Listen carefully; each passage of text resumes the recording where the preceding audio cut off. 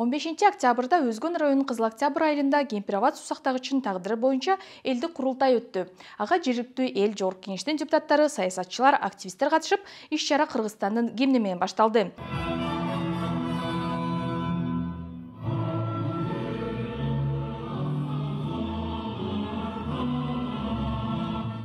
Алгачкы сөздү модератор президенттин Ош облусундагы ыйгаргы мукты өкүлү Зиядин Жамалдиновго берди. Ал кыргыз-өзбек чек арасын тактоо иштери 1 жылдан ашуун убакыттан бери жүрүп жатканын белгилеп, бүгүнкү курултайдын максатын түшүнө албай турганын айтты.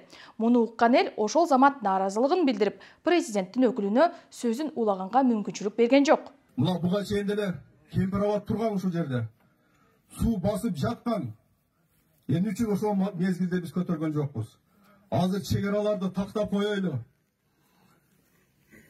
Ушул Өзбекстан мамлекети менен тополон боло чегараларды тактап коелу десек, азыр келип ушул маселени көтөрүп атканыңызга мен таң калып атамын. Эми Пештан туруңуздар.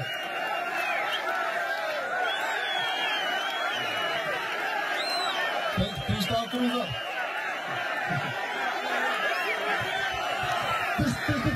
Кайра берем сөзгө, Зиянаға кайра берем сөздү.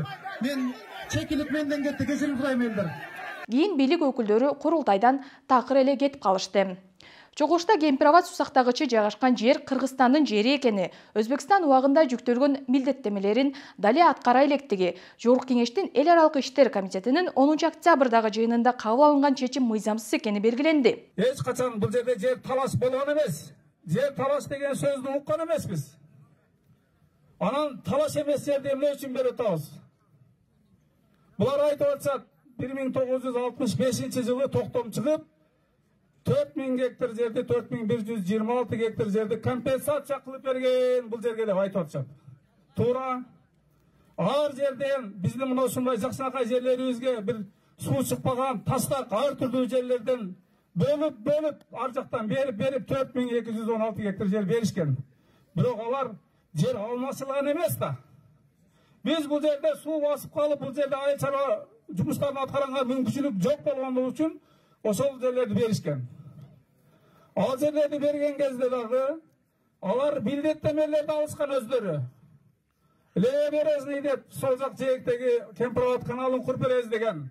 149, кийин 70 калды. 219 километр канал куруп бере турган болгон. Кийин анан 70 километрге кыскартып 149 километр канал куруп беребиз деген.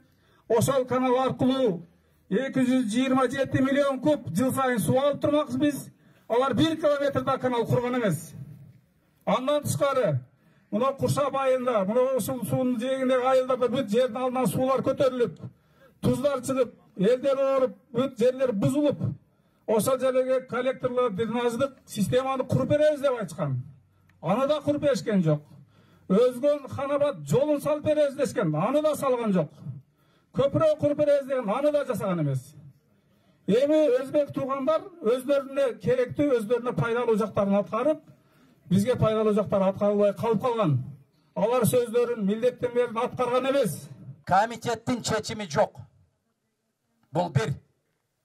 Комитеттин чечими болгон кезде дагы бул мыйзамсыз. Бул эки. Мына Чыңгыз Айдарбеков ушул комитеттин төрагасы комитеттин чечимине кол койбой койду. Кол койбой жүрөт ушул жерде. Орун басары койсун деп атат. Орун басары да койбой койду. Ачык келип, Чыңгыз Айдарбеков комитеттин төрагалыгынан кетиребиз деп 2 күндөн бери интрига болуп атат. Бул жерде элди угам деп келгем. Сизди угуп, жогорку кеңешке бул макулдашуу келеби келбейби бул азырынча белгисиз, бирок келсе, силерди угуп, мен чечимди чыгарам. Бирок алдын ала айта кетсем, мен эч качан элге каршы болбойм. Рахмат. Камчыбек Ташиев айтып атат. Бул жер ушунтип Өзбекстанга берилген жер экен деп. Ошонусун жалганга чыгарыш үчүн мен токтомдорду ала келдим.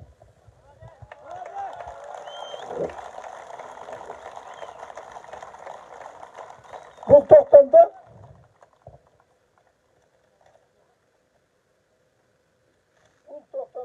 65-жылы қол қойылған тоқтамда, значит, отводить землю под строительство Кампиробадское водохранилище тұрады. Бұл тоқтамдың аты передать земли Узбекистана для строительства Кампиробадского деген сөз жоқ. Бұл жөніне отводить деген сөзбен жерді бөліп қойғыла деген сөз. А передать деген сөз өткөріп бергіле деген сөз. Өткөріп бергіле деген сөз болмағандықтан бұл өзінен өзі біздің жер екенін көрсетіп тұрады. Мұны кімдер содалашпасын, бұл тоқтамдың негізін іштешіміз керек. Бұл біріншісі. Екіншісі. Ушундай бир келечекте ушундай садака түшкөнүңүздү билген экен. 75-жылы биздин өкмөттүн башчысы Ахматбек Сүттүбаев Сүйүнбаев деген эсиңиздерде бардыр, биздин Ош эмесинде дагы обком бир секретары иштеп кеткен абдан кыргыздын мыкты чыганынын бири. Ушу кийин кыргыз менен өзбектин ортосундагы жер талаш болуп калбасын деп 75-жылы 74-cü номер менен 20 февралда тап-тап жазып кеткен. Үн кандай угулуп аткан жөнүндө. Сюда багып орысша жазачам, орысша окуп коюш, чтобы силерге түшүнүктүү болсун. Ввиду невыполнения со стороны Узбекской ССР обязательства по строительству левобережного Кампиробадского канала, коннекторной бережной сети, Совет министров Кыргызской ССР постановлением от 20 февраля 1975 года номер 74 постановил сохранить землю в страницах Ошской области Кыргызской ССР, отведенных по постановлением 65 года деп турат. Ушу эгерде Сүйүнбаевдин мына токтому жок болсо, анда Камчыбек Ташиев башкасы содалашса болот. Бул деген тапа-так жазылып турат. Отведенных берилген жерди ошол биздин Ош областынын чегарасынын менен Өзбекстан чегарасында сохранить деп турат. Бул деген талашсыз маселе. Ошондуктан мен ушуну эми сиздерге айтпайын дедим, айтып тура коеюн. Бир эки киши катышкан жогорку кеңештин эмеси болуп атканда талкуулоо деп койду. Талкуулоосу болуп атканда Камчыбек Ташиев ушул токтом жөнүндө бир сөз айткан жок. Ошого чыдабай мен айттым. Эмне үчүн жашырып атасың? Эмне үчүн жалган айтып атасың? Бул кыргыздын жери мына документтер үстөп коюңуз деп. Стратегиялык объект эмес деп экономика министринин орун басары айтып атат. Ал жалганчы, ал чыныгы чыккынчы, элди алдап, бул стратегиялык объектке кирбейт деп атат. Мына агаларым отурат. Токтомдорду, тийиштүү кагаздарды алып чыксын. Бул стратегиялык объект. Эгерде Өзбекстанга берсек, анын алдында бир эмес эки ГЭС турат. ГЭС бул стратегиялык объект. Берери менен 4-4 8 киши кайтарат дейт. Андай болбойт. Эч качан болбойт. Берери менен бардыгы тозулат, тор менен тозоттогу жакын келе албайсыңар. Тозгондон кийин демаркация делимитациянын өзүнчө жоболору бар. 200-250 метр ортосунда нейтралдуу зона болот. Айылыңар арыжылат. Жергиликтүү тургундар УКМК төрагасы Камчыбек Ташиевдин өткөн жылы Кемпирабад берилбейт деген убадасын да эске салышты. Ташиев камчы, көзүңдү ачкын. Сен жерди алам бергим дебегин. Кыргыздар бир метр жеринде бербейт деп, былтыр өзүң айткансың. Сенде лабыз жок экен. Уюштуруучулар жыйынга жалпысынан 3000ден ашуун киши келгенин баса белгилешти. Курултайды негизинен көз караныс медиа чагылдырды. Бул жолу да түз эфир учурунда интернет начарлап, журналисттер эфирди токтотууга аргасыз болду. Улуттук жана мамлекеттик телеканалдар ушул күндөрү кыргыз-өзбек чек арасы боюнча жетишилген келишим долбоорун жергиликтүү эл колдоп жатат деп кабарлады. Ал эми Ташиевке караштуу регион телеканалынын башчысы Өткөрбек Рахманов автордук программасында курултайдын делегаттарын мазактап, курултайды бийликти эңсеп жүргөндөр өткөрдү деди. 3 сааттан ашуун убакытка созулган курултайда бир добуштан резолюция кабыл алынды. Ал 9 пункттан туруп, эң башкысы Кемпирабад берилбесин, Кемпирабад суу сактагычына тиешелүү жер алмашуу, делимитация жана демаркациялоо иши токтотулсун жана ратификациядан өтпөсүн деген чечим кабыл алынды.